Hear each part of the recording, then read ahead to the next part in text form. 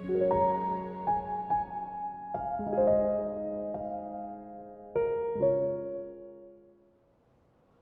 ang susi sa pagsalubong sa pagdating ng Panginoon?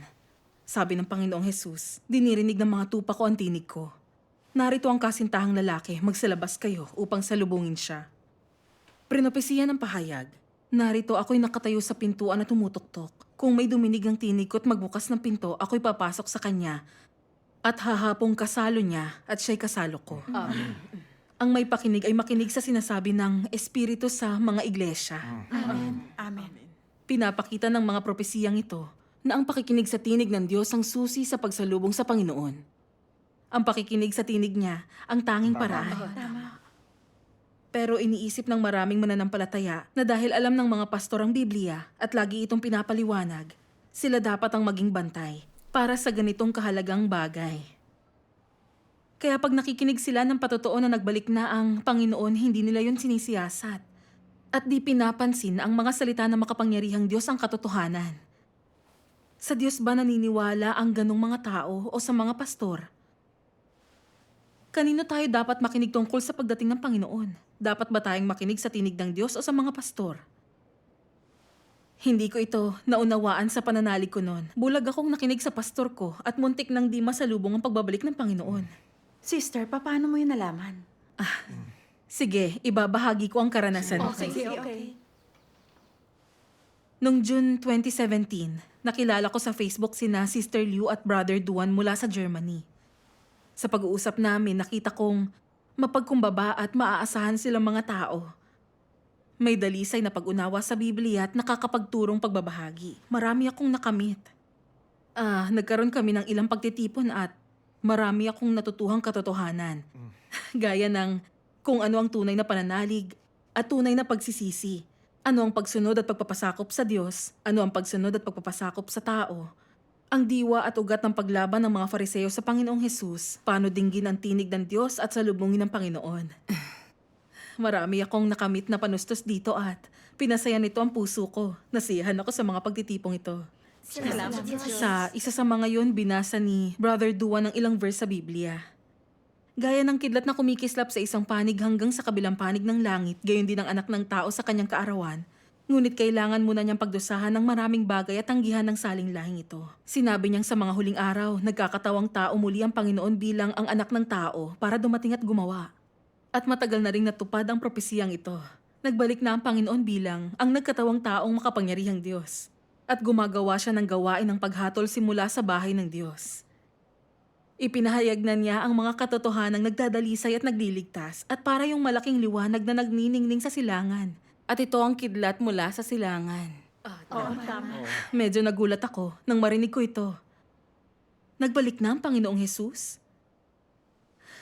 At naalala ko yung sinabi ng pastor, ng kidlat ng silanganan lang ang nagpapatatoong bumalik na ang Diyos at huwag paniwalaan yon. Dahil ang Panginoong Hesus lang ang Kristo. Hindi ako mapakali at hindi ako makapag-focus sa pagbabahagi ni Brother Duan. Naisip ko, pinaglilingkuran ng pastor at mga elder ang Panginoon at alam nila ang Biblia. Alam dapat nila ang tungkol sa ganitong kahalagang bagay. Kaya tatanungin ko muna sila tungkol dito. Pumunta ako sa iglesia at tinanong ko ang pastor. At sinabi niya sa akin, may kahulugan ang ipinapangaral nila pero ipinapatotoo nila na nagbalik na ang Panginoon bilang ang makapangyarihang Diyos sa katawang tao. Imposible yun. Ang Panginoong Hesus lang, ang Diyos na nagkatawang tao. Kaya naniniwala sila sa isang tao. Inaapi ng komunistang China ang iglesia nila at pagtataksil sa Panginoong Hesus ang paniniwala sa kidlat ng silanganan. Ay, nang marinig ko yun, nagdulot yun ng matinding takot sa akin. Naisip ko kung ganun pala yun, nalihis na sa Panginoon sina Sister Liu at Brother Duan. Nagduda ako tungkol sa kanila at naging mas maingat. At ayoko nang makipagkita pa sa kanila. Pero nag-alangan ako nang maisip ko ang patotoo nila na nagbalik na ang Panginoong Hesus. Kung totoo yun at hindi ko yun sinayasat, tiyak na patatalsikin ako ng Panginoon, hindi ba? Ganun na. Ganun na nga, sigurado. Ngunit kung ang makapangyarihang Diyos, ang Diyos na nagkatawang tao, ba't ayaw yung tanggapin ng pastor at sinasabing naniniwala sila sa isang tao? Ay, mas maraming alamat na nauunawaan ng pastor tungkol sa Biblia kaysa sa akin. Kaya dapat akong lumayo sa kanila. para makaiwas sa pagkaligaw. Pero nang makauwi ako talagang balisa ako at hindi mapakali sa sarili ko. Miserable ako at talagang nalulungkot ako. Nanalangin ako sa Panginoon. Panginoon, ngayon ay nakinig ako sa pastor at nagsimula na akong magduda kina Sister Liu at Brother Duan. Takot na akong siyasatin ang kidlat ng silanganan. Nananabik na ako sa pagbabalik mo pero natatakot akong tahakin ang maling landas at pagtaksilan ka. Hindi ko talaga alam ang dapat kong gawin. Patnubayan mo ako para malaman ko ang tama sa mali. Amen. Unti-unti akong nagkamit ng kapayapaan matapos manalangin. At biglang pumasok sa isip ko ang ibinahagi ni Sister Liu. Ang Diyos ang pinakamahalaga at dapat nakabatay sa mga salita niya ang lahat. Lalo na ang bagay na kasing halaga ng pagsisiyasat ng tunay na daan. Tama. Kung nakikinig lang tayo, naniniwala at sumusunod sa mga tao sa lahat ng bagay, malilihis tayo sa landas ng Panginoon. Mismo. Oo nga, tama yun. Sinimulan kong magnilay sa sarili ko. Nung narinig kong nagbalik na ang Panginoon, hindi ko muna hinanap ang kanyang kalooban o inalam ang sinasabi ng mga salita niya rito o kung nagmula ba ito sa Diyos. Sa halip, sinamba ko ang pastor at nakinig sa kanya. Hindi yun ang kalooban ng Panginoon. Tama. Sa mga pagtitipong nadaluhan ko kasama ang mga taga ang Iglesia ng Makapangyarihang Diyos, nakakapagpaliwanag ang pagbabahagi nila at naaayon din ito sa Biblia. At malinaw ang mga paliwanag nila sa kalooban ng Diyos. Napakaraming hindi ko alam ang naunawaan ko mula lang sa ilang pagtitipon. At mas naging malapit ako sa Diyos at lumago ang pananampalataya ko. Nagmula ito sa Diyos at taglay ang gawain ng banal na Espiritu. Amen. Pero hindi ko tiningnan kung taglay ba ng iglesia ang gawain ng banal na espiritu o ang panustos ng katotohanan. Naisip ko lang na alam ng pastor ang Biblia. Kaya naniwala ako na hindi pa nagbabalik ang Panginoon. Taglay ng ang iglesia na makapangyarihang Diyos ang katotohanan at gawain ng banal na espiritu. Pero hindi ko pa rin yun sinayasat. Hindi ba't pananalig yun sa pastor? Paano yun naging paniniwala o pagsunod sa Diyos? Tama yan. Oo nga.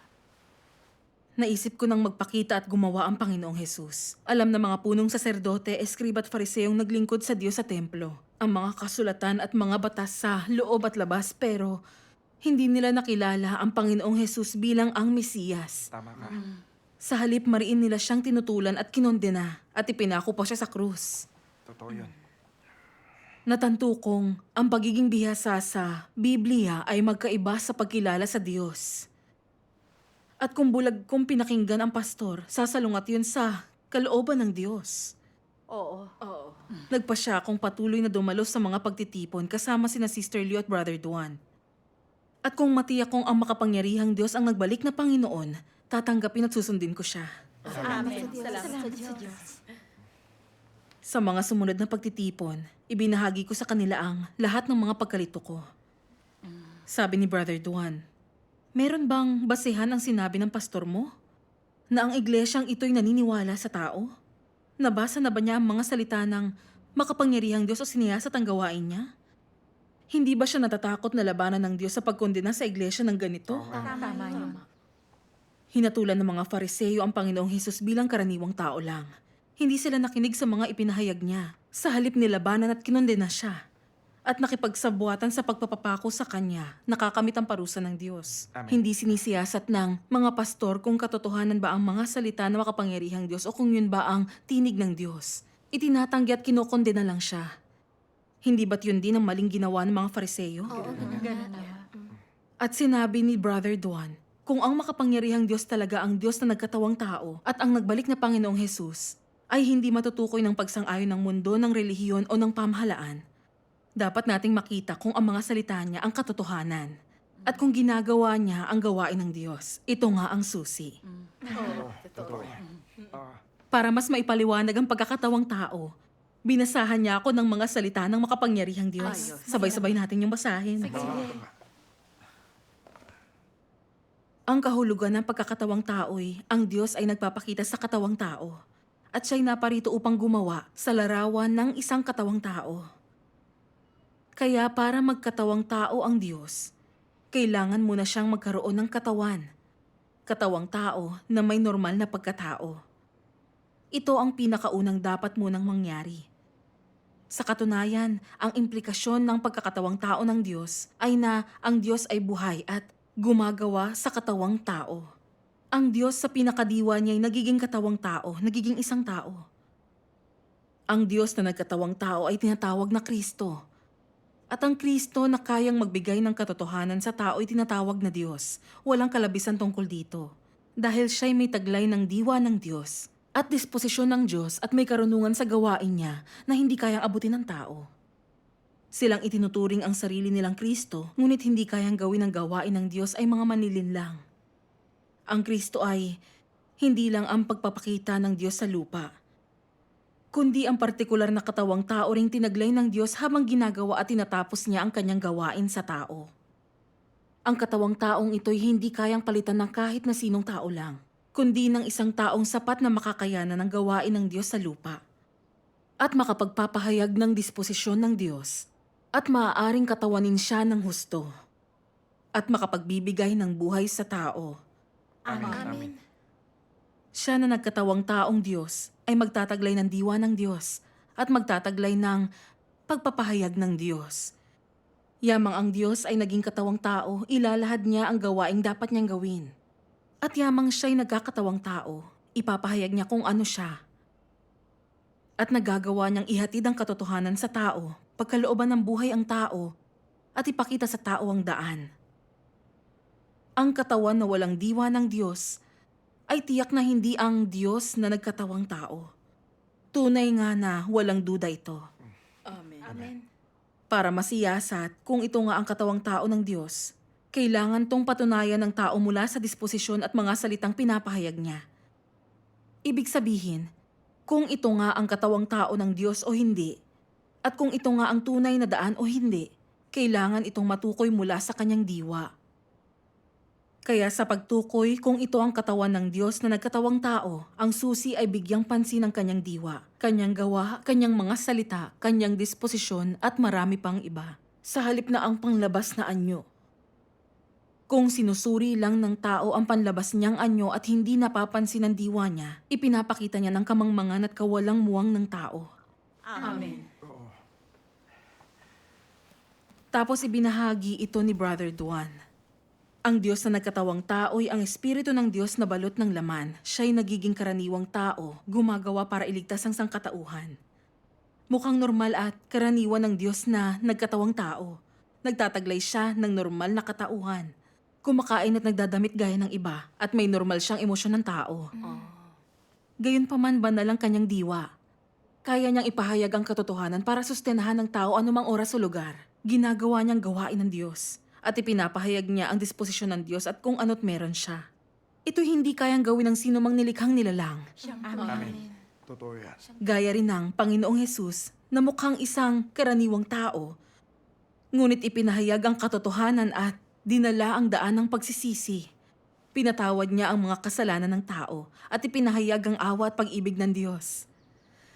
Nagpagaling siya, pinalaya sa mga demonyo at nagsagawa ng tanda at kababalaghan.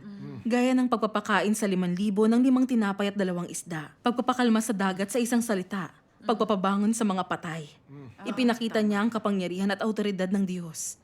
Sa huli, ipinako siya sa krus na kumumpleto sa gawain niya ng pagtubo sa sangkatauhan mula sa kasalanan.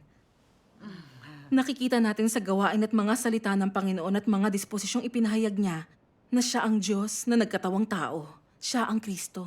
Amen. Muling naging tao ang Diyos sa mga huling araw bilang ang makapangyarihang Diyos. Gaya ng Panginoong Hesus, mukha siyang normal na tao mula sa panlabas. Nabubuhay siya sa gitna ng sangkatauhan at hindi kahimahimala. Ngunit ipinapahayag niya ang mga katotohanang naglilinis at nagliligtas sa sangkatauhan. Ginagawa niyang paghatol ng Diyos para dalisayin at iligtas ang sangkatauhan sa kasalanan at ihatid tayo sa kaharian ng Diyos. Ibinubunyag ng mga salita na makapangyarihang Diyos ang mga hiwaga ng plano ng pamamahala ng Diyos para magligtas. Kasama ang katotohanan ng 3 yugto ng gawain ng Diyos sa kapanahunan ng kautusan, biyaya at kaharian at kung anong nakakamit nun. Ang mga misteryo ng mga pangalan ng Diyos at kanyang pagkakatawang tao, ang kahalagahan ng paghatol niya sa mga huling araw, kung paano niya tinatapos ang isang panahon at binubukod ang tao ayon sa uri. Mga katapusan ng iba't ibang tao, kung paano matutupad sa lupa ang kaharian ni Kristo at marami pa. Oo, tama ka. Inihayag niya rin ang katotohanan ng pagtitiwali sa atin ni Satanas at ang satanikong kalikasan natin para makita natin ang ating satanikong disposisyon gaya ng pagiging mapagmataas at pagkamuhi sa katotohanan. Oo, tama.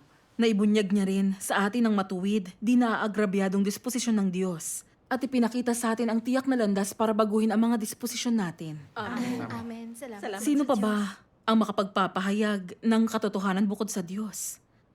O makakahatol para maglinis at magligtas ng tao? O ang makapaghahayag ng matuwid, di naaagrabyadong disposisyon ng Diyos? At sino pa ang makatutukoy sa mga katapusan ng tao? Tama. Ang Diyos lang sa katawang tao ang makagagawa ng ganitong praktikal na gawain para sa kaligtasan ng sangkatauhan. Amen. Amen. Ang gawain at mga salita ng makapangyarihang Diyos ay ginawa sa pundasyon ng pagtubos ng Panginoon. Isa itong mas bago, mas mataas na yugto ng gawain. Amen. Tinutupad nito ang mga propesiya ng Panginoon. Mayroon pa akong sa inyo ay sasabihin, ngunit ngayon ay hindi ninyo mga titiis. Gayon may kung siya ang espiritu ng katotohanan, ay dumating ay papatnubayan niya kayo sa buong katotohanan. Amen. Hindi ako naparito upang humatol sa sanlibutan, kundi upang iligtas ang sanlibutan. Ang nagtatakwil sa akin at di tumatanggap sa salita ko'y may hahatol sa kanya. Ang salitang aking sinalita ay siyang sa kanya'y hahatol sa huling araw. Amen. Ang katotohanang ipinahayag ng makapangyarihang Diyos, ang gawain niya ng paghatol at ang mga disposisyong ipinapakita niya ay nagpapatunay na ang makapangyarihang Diyos ang Diyos sa katawang tao. Siya ang nagbalik na Panginoong Hesus, siya ang Kristo ng mga huling araw. Amen. Hindi tayo makakapagbase sa itsura sa pagtukoy kung siya nga si Kristo. Ang susi ay kung ipinapahayag niya ang katotohanan, kung kaya niyang tubusin at iligtas ang sangkatauhan. Totoo ang sinabi mo. Nakakapagpasigla sa akin ang pagbabahagi ni Brother Duan. Ang pagkakatawang tao ng Diyos ay ang Diyos sa langit na dinamitan ng laman ng isang karaniwang tao. Mukha lang siyang gaya ng sinuman. Ngunit taglay niya ang diwa ng Diyos. Kaya niyang ipahayag ang katotohanan at gawin ang gawain niya. Tama. Isa itong bagay na hindi kayang gawin ng karaniwang tao. May pinaalala itong verse sa akin, ang mga bagay ng Diyos ay hindi nakikilala ng sinuman maliban na ng Espiritu ng Diyos. Sino pa kundi ang Diyos na nagkatawang tao, ang malinaw na nakapagpapaliwanag ng mga hiwaga ng pagkakatawang tao. Kung hindi babasahin ang mga katotohanan ng makapangyarihang Diyos, pwede mong mapagkamalang isang karaniwang tao si Kristo mula sa panlabas at pwede mo nang matanggihan at malabanan ng Diyos. Oo. Tapos, nagbahagi si Sister Liu. Sabi niya, tinutupad ng pagpapakita ng makapangyarihang Diyos ang mga propesiya ng Biblia. Siya na nga ang nagbalik na Panginoong Hesus. Amen. Maraming mananampalataya sa mga denominasyon ang nakabasa ng mga salita ng makapangyarihang Diyos at nakita na iyon ang katotohanan at tinig ng Diyos at bumaling sila sa makapangyarihang Diyos. Amen. Niyanig ng gawain niya at mga salita ang buong mundo ng relihiyon. Tiyak na narinig na ng mga pastor ang tungkol dito. Tama. Kaya ba't di nila sinisiyasat at binabasa ang mga salita ng makapangyarihang Diyos? Ba't nila pinipilit na labanan yun? Oo nga. Sabi ni Sister Liu, alam ng mga Fariseyo na nanggamot ng Panginoong Hesus, nagpalayas ng mga demonyo, nangaral at nagmula yun sa Diyos. Pero sadya nila siyang itinanggi. Sinasabing, isa siyang Nazareno, ang anak ng isang karpintero. Mariin nila siyang sinalungat at kinondena at nakipagsabuatan sa pamahalaang Romano para ipapako siya sa krus. Tinanggihan at kinondena nila si Kristo. Sila ang mga kaaway niya. Mga antikristo silang inilantad ng gawain ng Diyos. Tama. Nagpakita na ang makapangyarihang Diyos sa mga huling araw. At alam na ng mga pastor at elder na nagpapahayag siya ng katotohanan para humatol. Hindi lang nila ayaw na siya sa atin yon. Nagkakalat pa sila ng mga chismis para itanggi ang makapangyarihang Diyos. Oo nga. Sa mga iglesia nila, ikinakalat nila ang mga chismis ng sisipi na sinisiraan ang iglesia ng makapangyarihang Diyos. At nakikipagsanib sila sa ateistang partido para labanan siya. Ganun nga. Anong kaibahan nila sa mga Fariseo na lumaban sa Panginoong Hesus? Di sila magkaiba. Pareho lang sila. Tama. Sabi sa Biblia, maraming magdaraya na nangagsilitaw sa sanlibutan. Hindi inaamin na si Hesukristo'y napariritong nasa laman. Ito ang magdaraya at ang Antikristo.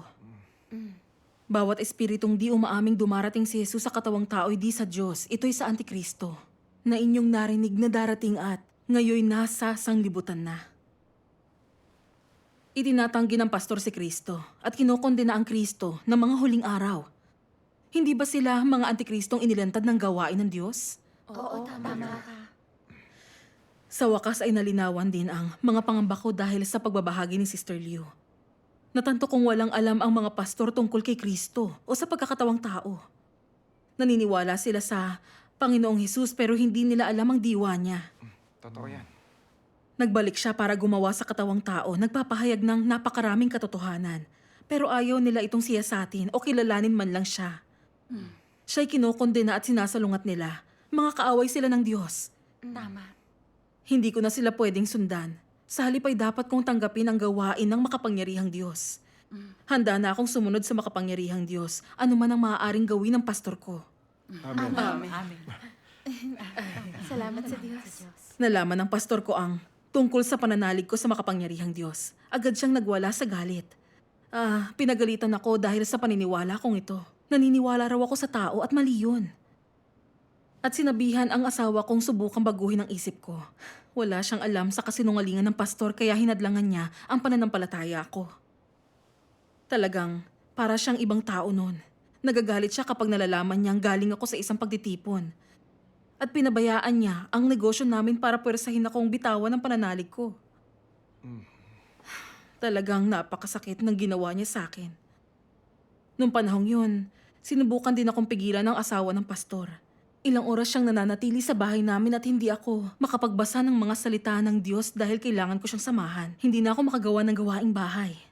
Grabe. Nakakabagabag sa akin yon. Sigurado.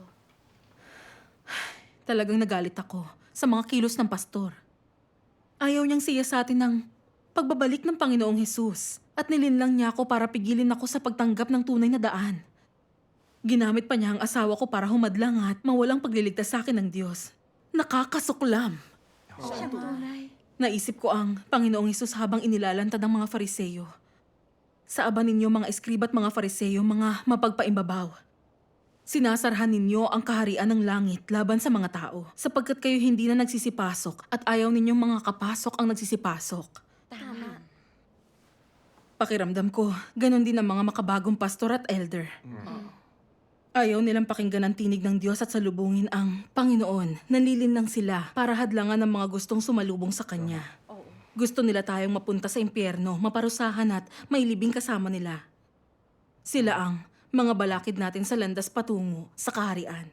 Mga antikristo at demonyo silang lumalamon ng kaluluwa. Amen. Tama. Amen. Ganun nga sila. Gaya ng sabi ng makapangyarihan Diyos. Yaong mga nagbabasa ng Biblia sa mga engranding iglesia at nagsasalaysay araw-araw, ngunit ni isa'y hindi nauunawaan ang layunin ng gawain ng Diyos. Wala ni isa ang kayang makilala ang Diyos. Wala ni isang nakaaayon sa kalooban niya. Lahat sila'y walang silbi, masasamang tao, bawat isang tumatayo ng mapagmataas para turuan ng Diyos. Kahit iwinawagayway nila ang ngalan ng Diyos, kusang loob nila siyang sinasalungat. At kahit sinasabi nilang sila'y mananampalataya, sila'y kumakain ng laman at umiinom ng dugo ng tao. Sila'y mga demonyong lumalamon sa kaluluwa ng tao. Punong diablong sadyang nanggagambala sa lumalakad sa tamang landas at mga balakid na humahadlang sa landas ng mga naghahanap sa Diyos. Kahit sila'y may matipunong laman, paano malalaman ang kanilang mga tagasunod na sila'y mga antikristo na umaakay sa mga taong lumaban sa Diyos? At sila ay mga demonyo, mga lumalamon ng kaluluwa ng tao. Oo, totoo yun. Natanto ko ang hipokrito, galit sa katotohanan ng diwa ng pastor, at mas naging ganado akong sumunod sa makapangyarihang Diyos. Lagi kong iniidolo ang mga pastor at hindi ko inakala na itong mga nakakaalam sa Biblia at naglilingkod sa Diyos ay mga antikristo na galit sa katotohanan. Na humahadlang sa pagpasok natin sa kaharian ng Diyos. Oo nga. Kundi dahil sa paggawa ng makapangyarihang Diyos sa katawang tao, paglalantad sa masasamang lingkod at mga antikristo sa mga iglesyang ito, mawawasak ako ng pastor nang hindi ko man lang nalalaman. Ganun na nga. Sa awat kaligtasan ng Diyos ay natanggap ko ang gawain ng makapangyarihang Diyos. Salamat sa Diyos. Matapos yun, sumandal ako sa Diyos at tumayong saksi at tumigil ang asawa ko sa paghadlang sa akin. Ngayon, dumadalo ako sa mga pagtitipon kasama ang mga kapatid at ginagawa ang tungkulin ko sa iglesia. Puno ako ng kapayapaan at kagalakan.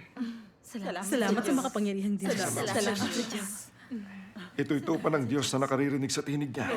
Nakakatuwa.